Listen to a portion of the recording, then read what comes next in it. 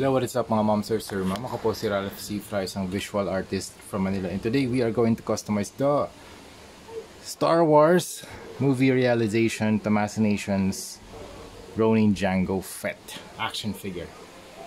Okay, meron akong rotary tool para makagawa tayo ng physical damage dito across the eye.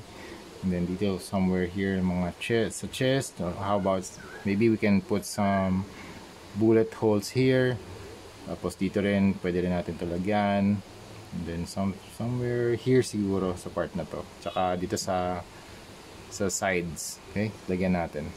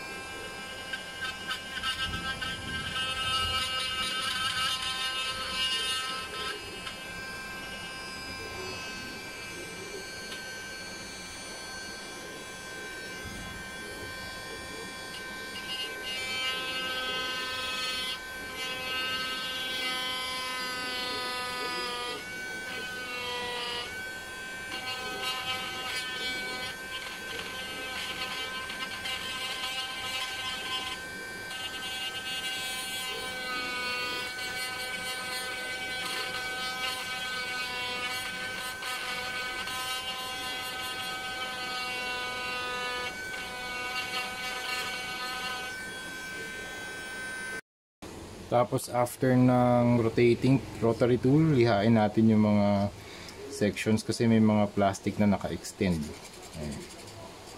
At tanggalin lang natin yung mga naka-extend na plastic. Alright, next step na gagawin natin is mag-spray na tayo ng flat clear.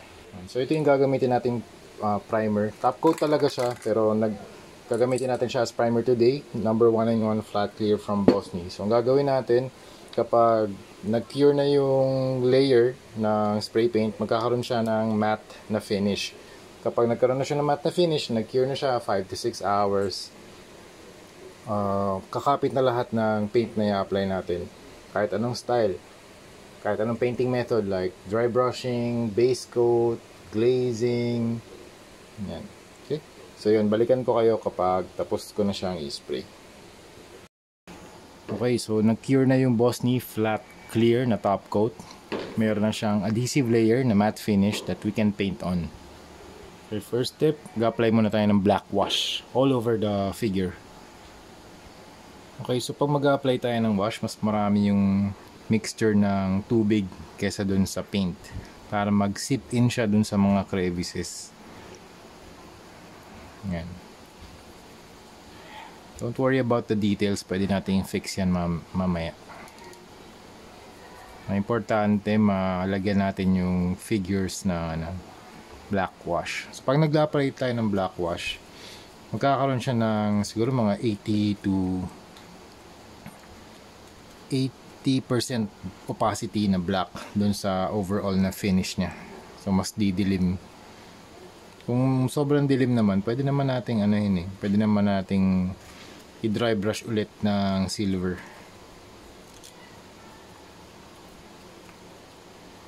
Yan o. So mas madilim itong part na to kaysa dito. Okay, next step. Ito na actually yung status ng ating figure. Nag-apply na tayo ng wash. So next step na gagawin natin, mag-apply tayo ng Vallejo Metal Color Silver naman for silver dry brushing. So we can start here sa kanyang chest. Okay. Brush control lang mga ma'am sir. Medyo light lang yung pagpahid natin yung paint dun sa surface.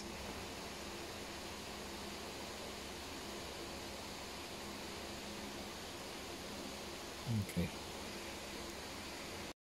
Okay, para naman dun sa mga blue na parts, we are going to use cobalt blue for dry brushing din. Mag-mix na rin tayo ng Capri blue. Try natin dito sa sleeve nila.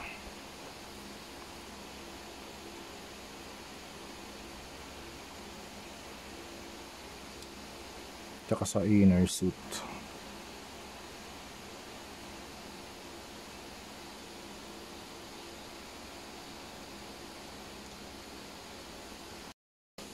Alright, next step, detail natin yung mga physical damage. I-deepen lang natin using a black paint.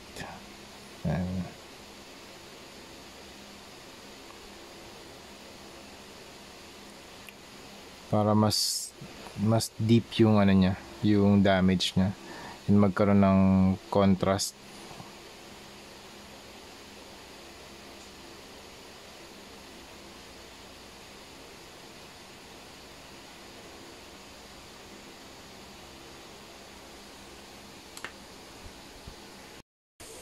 Alright, done na tayo sa ating project Ronin Jango Fett. So here's the front, the side, here's the back, and here's the other side. Thank you again, client, for this opportunity na makapag-customize ng Star Wars na Japanese themed na armor design. Super cool ng gawa ni Bandai dito. Bandai Tamashii Nations movie realization na Ronin Jango Fett. This is the sculpt is very cool. Meron akong review nito sa aking YouTube channel.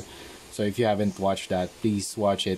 Kung gusto nyo mag-purchase or mag-start ng collection ng Star Wars na Japanese themed na armors, yan, nood kayo ng mga review para malason tayo mga momsers. Sobrang ganda pala na ito. Grabe, angas ng sculpt. It's a perfect canvas for customizations like this. So yung ginawa ko dito, battle damage.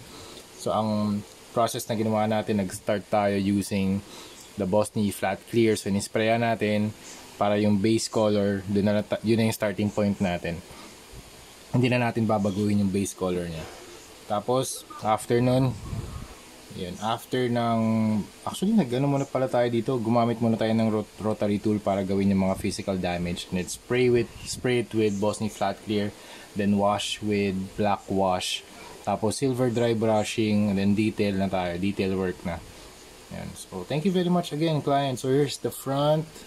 Yan, mas close up na shot. Yan. So in terms of articulation naman, wala na bang nabago sa articulation, ganun pa rin. You can move these. Pero syempre, if these are customized na action figures or collectibles, please very careful sa pag-articulate, lalo na kasi dito, yan, usually manipis yung build nito eh. Yan. Tapos nire-remind din tayo meron ding manual, naka-indicate din doon na be very careful with these things, lalo na rin yung mga dito, maninipis kasi ito eh, yung build nila dyan. Lalo na dun sa baril. Yan. Please be very careful in articulating kasi since, yun nga, custom collectible, may chance pa rin na magkaroon ng mga paint rubs or paint chips. Pero dito naman, protected naman to, cured naman lahat, so wala naman ako nakikitang problem. Yan. Lahat naman ng joints dito may clearance, so less chance or less probability na magkaroon ng problem dito. Okay, so yun lang mga mom sir, that's it. Thank you very much for watching and see you sa next video. Bye bye.